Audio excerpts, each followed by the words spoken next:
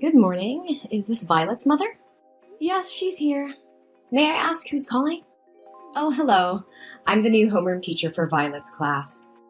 I'll be taking care of her class from now on since the former teacher will be going on maternity leave, starting tomorrow. Oh, hello. Yeah, I heard about this news a few days ago, but I didn't expect Susan to leave so soon. Nevertheless, welcome. I hope you'll be able to help and take care of Violet. Thank you. It's my duty. Actually, I wanted to talk to you today because I would like to invite you to a meeting with the other parents and me. This way I can better understand the children's personalities and talents in order to find the best way to teach each child. Oh, I'm more than willing to attend. You seem very enthusiastic and dedicated to your job. That's right. Becoming a teacher has been my lifelong dream. I studied and worked extremely hard to achieve this, so I'm very excited now as this is my first class as a homeroom teacher. That's wonderful to hear! Your passion and dedication would undoubtedly make a positive impact on the children's education. I'm grateful that Violet will have such an enthusiastic teacher. Thanks for your kind words. Count me in for the meeting. Just let me know the details and I'll be there to support you and learn more about how we can contribute to the children's education. Thank you for reaching out and welcome again. That's fantastic. I'll share the meeting details with you soon. I appreciate your warm welcome and enthusiasm. See you soon at the meeting. Wow, it's such a small world. I can't believe it's been 10 years since we last saw each other. You have no idea how sad I was when I heard you transferred schools. Why do you keep running away like a scared mouse, just like you did 10 years ago? What more do you want from me? I don't want to bring up the past again. I've tried to forgive you, so it's best if you don't mess with me. Forgive me? Are you kidding? I didn't do anything to you. We used to be best friends. If anyone needs to beg for forgiveness, it's you for moving away and taking the joy from my everyday school life. Best friends? You were a bully. You ruined my life. Ugh, come on, don't be such a drama queen. Haven't you always wanted to be the most popular girl in school? I was just trying to help you. But don't be so hard on me. Those games were really fun. Do you call those inhumane acts, insulting others and making me live in fear every morning, a joke? You started a game where people at school were rewarded for throwing the most food at me, and from then on, every lunchtime was a nightmare. Everyone in school competed to throw whatever they could at me. Even when I hid on the balcony or the restroom, you always found me to continue that cruel game. Yeah, that was so much fun. From then on, I was covered in food every day and smelled. You even told everyone I was a trash can, and since then, my locker was always filled with disgusting garbage, along with curses and wishes for me to die. Never mind, they just said it for fun. The climax was the prom night in our second year of high school. You told me that the theme of the prom was to dress up as an animal. At that time, I was foolish enough to believe your lies and think that you wanted to make up with me. So I accepted your offer to do my makeup and dress up as a chicken. But when I arrived, everyone laughed and pointed at me. You even manipulated people to vote for me as prom queen. And when I was dragged up to accept the award, you poured a bucket of blue paint all over me. Oh yeah, you looked like a Smurf. Oh, I still find it funny to this day. You have such a good memory. How do you remember everything in such detail? I wish I could forget about it too, but those memories left a big psychological impact on me. Despite attending numerous therapy sessions, I still can't erase those horrible experiences from my mind. Ugh, chill out. Can't you take a joke? Those weren't jokes, Farah. They were acts of pure cruelty and humiliation. I was tormented daily, emotionally and physically scarred by her actions. My self-esteem was shattered and I lived in constant fear and embarrassment. Ugh, lighten up, you were such an easy target. Besides, you should have been grateful for the attention. It's not like you were anyone special before. Grateful? Are you serious? No one deserves to be treated the way you treated me. I was a human being just like you. Those acts of torment weren't funny or playful. They were a violation of my dignity and a betrayal of our supposed friendship. Friendship? Ha! You were always so pathetic and desperate for acceptance. I was just trying to toughen you up, make you stronger. Look at you now. Isn't it thanks to my upbringing that you dare speak up against me instead of crying and resigning yourself all day like before? Toughen me up? No. You were just a bully. You enjoyed having power over me, relishing in my pain and suffering. You had no regard for the consequences of your actions or the emotional scars they left behind. Ugh, stop playing the victim. It's been years and you're still dwelling on the past. Get over it already. Get over it. How can I forget the years of torment, the humiliation, and the constant fear? These experiences have shaped who I am today, but I refuse to let you define me any longer. I'm stronger now and won't allow you to belittle my pain. Whatever. You're just being dramatic. It's not like it affected you that much. Those are just rebellious acts. Almost every teen goes through that phase. I believe that when Violet grows up, she'll do the same thing I did to you. Oh no, she'll definitely turn out to be a failure who needs to be taught a lesson, just like her mother. Perhaps in the near future, I'll have to dedicate myself to taking care and paying attention to Violet. She'll be my favorite student from now on. How can a person like you, with such a biased, immoral, and shameless mindset, become a teacher? I will notify the school immediately so they can remove you from your position and find a more suitable teacher for my daughter's class. I refuse to have my child influenced by someone as inhumane as you. What do you think you can do? Don't you know that the principal of this school is my father? Go ahead and share your opinion. Try everything you can to get me fired. But guess what? My father will make sure to write negative comments on your child's school records, making it difficult for her to find a school anywhere else in the future. I will tell the truth about you to other parents, and I'm certain they will support the change of teachers. Oh, really? But let me tell you something. The process of making complaints and getting things done can take months, even years, for the council to consider your opinion. So what do you think your daughter will go through during that time? Let me enlighten you. Elementary school kids can be even more manipulative than high school kids. You underestimate my determination to protect my child. I will not let your influence continue to poison the school environment. I will gather evidence, reach out to other parents, and together we will fight for a safe and nurturing educational environment for our children. Go ahead and do your worst. But remember, I have my ways of protecting myself and ensuring that my position remains secure. You can't defeat me. We'll see about that, Farah. I won't back down. The truth will prevail, and your reign of cruelty will come to an end. You may have power within the school, but I believe in justice, and will fight for it until the end. So inspirational and touching. We'll see who comes out on top, Ella. Just remember, I always have a trick up my sleeve. Hello, Jellyfish Mom. Today I have an announcement to make regarding your daughter's recent misconduct. As her homeroom teacher, I have taken disciplinary action in response to her poor behavior. And before you jump to conclusions, let me clarify that this has nothing to do with holding a grudge from the past or intentionally causing trouble with your daughter. This is simply a conversation between a teacher and a parent to inform you about incidents of cheating and stealing involving Violet and her classmates. What? What do you mean by poor behavior? Are you saying my daughter cheated on her exam and stole from her classmates? Yes, that's exactly what I mean. During a math test today, I noticed Violet looking at her classmates' papers and even exchanging answers with them. A math test? That can't be right. Violet excels in math. Last year, she even represented the school in an inter-school math competition. How can you be so sure that she hasn't neglected her studies this year? Perhaps she resorted to cheating out of fear of embarrassing her friends. Furthermore, today was Violet's day for classroom duty. When her classmates returned to the class after playing, many of them discovered that their belongings were missing.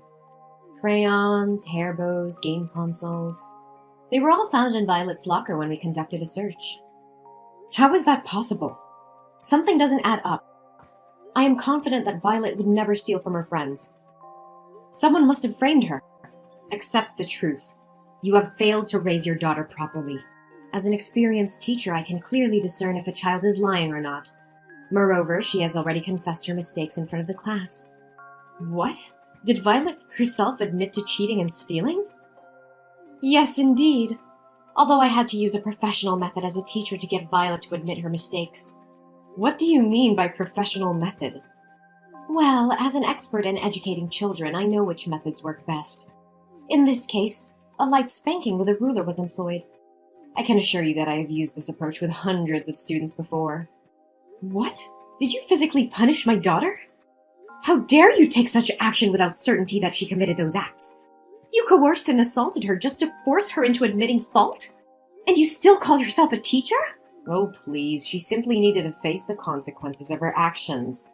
By the way, I'm disciplining Violet, so she'll be returning home 2 hours later than usual today. I have lesson plans to work on for tomorrow, so I won't be able to continue this conversation with you. No, you're not going anywhere until you clearly explain what punishment you're referring to. What have you done to my daughter? Oh, don't worry, you'll find out soon enough once she arrives home.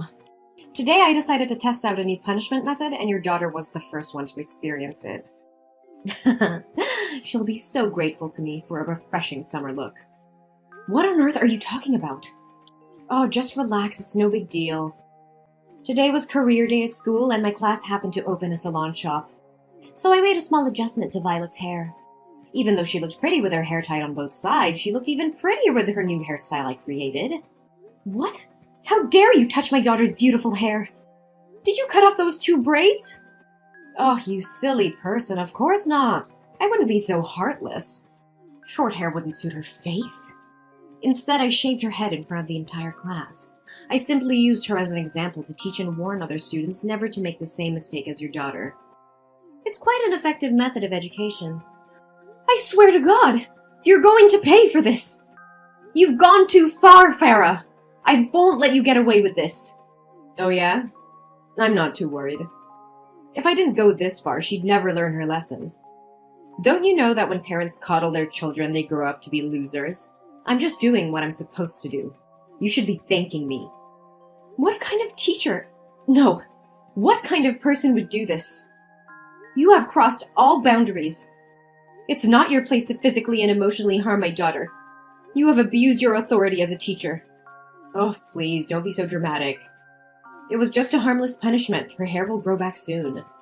Harming my daughter physically and emotionally is not harmless. You have no right to punish and abuse students like that.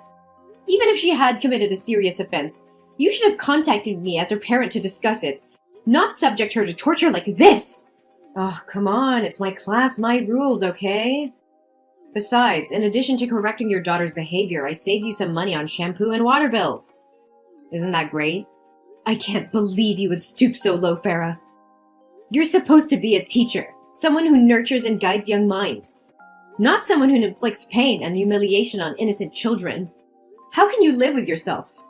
Ugh, spare me the melodrama. You act as if I've committed some heinous crime. It was just a little punishment, a teaching moment for your daughter. It was not just a little punishment. You violated my daughter's trust, her sense of security. You took away her dignity and happiness. How could you be so heartless? Heartless? I did what needed to be done to discipline her. She needed to learn a lesson. Besides, it's not like she's the first student I've punished this way. I will report your behavior to the school administration and the appropriate authorities. You will pay for what you've done. Oh, please. Your little crusade won't amount to anything. I've seen parents like you come and go, making empty threats.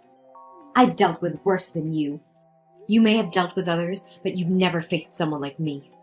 I will expose your true nature and ensure you are stripped of your position as a teacher. No child should ever suffer under your twisted idea of education. You're delusional if you think you can bring me down. Your daughter will be the one to pay for your foolish defiance. That doesn't make it right. You have no right to play with my daughter's emotions and physically alter her appearance without consent. Your actions are cruel and unforgivable. Well, maybe you should have taught your daughter better. Maybe if she had behaved, you wouldn't have ended up like this. Once again, I can't believe you would sink so low. How dare you intentionally harm my daughter in such a despicable manner? What the hell are you going on about? It's just my responsibility as a teacher. Oh, so it was your responsibility to fabricate a cheat sheet, then purposefully approach my daughter's desk during the math test, dropping it near her feet and pretending it was innocent? Did that answer magically appear in her pocket too? And let's not forget your responsibility to rummage through other students' belongings, hide their items in my daughter's locker, and play innocent while they search for their possessions. You're truly cunning and conniving. What in the world are you trying to imply? Are you making up stories to protect your daughter and shift the blame onto me? The other students in the class will back me up. Oh, you think so? Well, I happen to have video evidence of your malicious actions towards my daughter. Video? What video are you blabbering about? Maybe Susan forgot to mention that there are security cameras installed in the classroom, ensuring parents have complete oversight of their children's safety and the quality of education. Today, those cameras captured everything. What? Security cameras? How is this possible? Why was I never informed? These cameras were installed due to the alarming rise in school security incidents. To protect their child, parents in our class contributed funds for their installation. We all have access to monitor our children whenever we wish. And guess what? This time it worked flawlessly, safeguarding my daughter's dignity. I couldn't check the footage right away since I was on a plane. By the way, I visited your previous school, the one where you were fired, to uncover the truth. No, it can't be true. God, I despise even uttering your name. Did you know you don't even have an education degree or teaching certification? They informed me that you were terminated because they discovered your secret and your extreme misconduct towards the students. So what? What can you possibly do? Even if you brandish that absurd evidence to intimidate me, I won't be afraid. My father will do whatever it takes to keep this under wraps. I won't bother reporting this to the school administration. But mark my words, I will use this incontrovertible evidence to write a scathing expose about you, shedding light on the rampant child abuse and the dangerous presence of uncertified teachers such as yourself. You think writing for a newspaper will make a difference? Huh, that's a pathetic joke. Do you honestly believe any journalist will pay attention to your fanciful tale? Well, I can't speak for all journalists, but I will. And not just any journalist. I am the chief editor of the New York Times education column. Prepare to face the consequences of your actions. Ugh, please, you're just bluffing. You really think I won't follow through with my words, don't you? You underestimate my determination to protect my daughter and ensure justice is served. I have evidence that will expose your misconduct and abuse of authority. The world will know what kind of teacher you truly are. Evidence or not, no one will care about your little vendetta. You're just a desperate parent trying to make a scene. You may think so, but you're gravely mistaken. I've contacted the local news outlets and they're interested in investigating this matter further. They understand the importance of protecting students from abusive educators like you. Local news? That's all you can manage? They won't have the reach or influence to make a significant impact. That's not all. I may have started with local news, but I won't stop there. I will reach out to national and international media, sharing the evidence of your deplorable actions. I will make sure every parent, every educator, and every responsible citizen knows what you have done. You can try, but I have powerful connections that will protect me. No one can touch me. Connections may shield you temporarily, but they won't save you from the relentless pursuit of truth. The public will demand answers, and those connections will crumble when faced with undeniable evidence. You will be held accountable for your actions. This can't be happening. You can't ruin my career like this. You ruined your own career with your unethical behavior. I'm merely shining a light on the truth. You have no one to blame but yourself. Please, Ella, I beg you, don't go through with this. I made a terrible mistake, and I deeply regret my actions. I never meant to harm your daughter or any other student. I was just frustrated and lost sight of my responsibilities as a teacher. I'm truly sorry for the pain I've caused. Ella, are you listening to me? Ella, come back here! How dare you block me? Ella! The public became aware of Farah's student abuse incident, and the news spread like wildfire. Outraged parents, teachers, and community members demanded justice for the students who had suffered under her care. The evidence, including the surveillance video, was presented in court, leaving no room for doubt about Farah's actions. Farah's trial was swift, and she was found guilty of child abuse and misconduct. The court sentenced her to a significant prison term. ensuring she would be removed from any position of authority over children. Her reputation was shattered, and she lost everything she had worked for. But the repercussions did not end there. The investigation into Farah's actions shed light on deeper issues within her father's school. It was discovered that he had been embezzling funds and covering up incidents of abuse. The authorities launched a thorough investigation, and both Farah's father and the school faced legal consequences. The school's reputation was tarnished, and it underwent major reforms to ensure the safety and well-being of its students. Then, I took immediate action to support my daughter Violet. I sought professional help and took her to a psychiatrist to address any emotional impact from the traumatic experiences. Thankfully, Violet showed resilience and strength, emerging from the ordeal with no lasting psychological harm. During the period when Violet's hair was growing back, I bought her a variety of beautiful wigs, allowing her to express herself and feel confident. The support from me and the love of her family helped Violet regain her self-esteem and move forward. Meanwhile, teacher Susan, who had been on leave, returned to the classroom. Her presence brought a sense of stability and positivity back into Violet's life. With a nurturing and supportive teacher, Violet thrived academically and emotionally, embracing her love for learning and her classmates.